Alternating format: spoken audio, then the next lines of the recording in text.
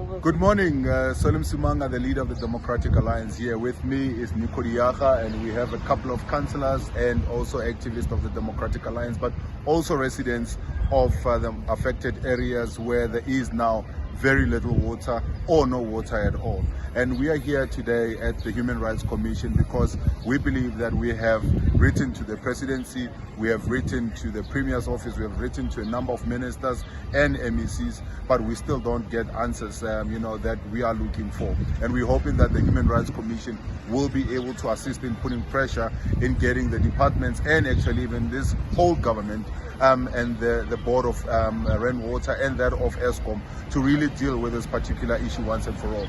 Residents are still sitting with little or no water across Johannesburg, in Ekurhuleni in certain parts, and also now in certain parts of Mogale City, talking about areas of Mansfield and the surrounding.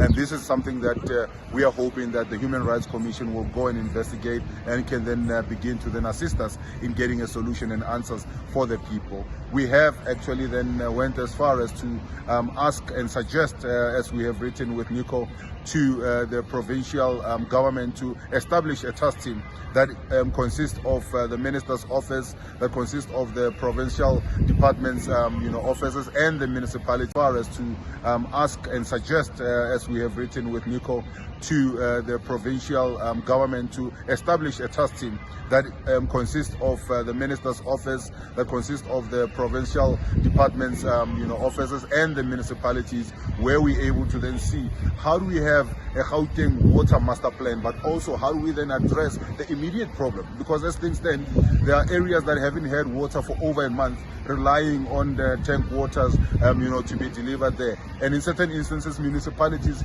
cannot afford to to give that kind of support to the residents. And this is something that is going to lead to a catastrophe if we're not able to address it. And this is why we are here today, and we're hoping that ultimately we can have the Human Rights Commission assisting us to drive this point across and forcing the government to come to the table and doing what they're supposed to do, and that give the basic human right, that is water, to the residents of Gauteng in general, and prevent the catastrophe from unfolding in the future. I don't know if Nico, you want to say anything on this part.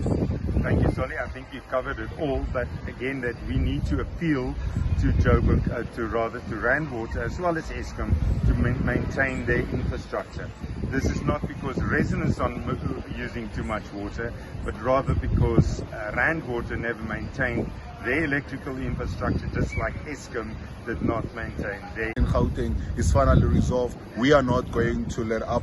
We are going to be relentless, because we do believe in the protection of human rights, and the provision of water is the basic of basics of human rights. Thank you very much. Viva! Viva! Viva! Viva! Give back our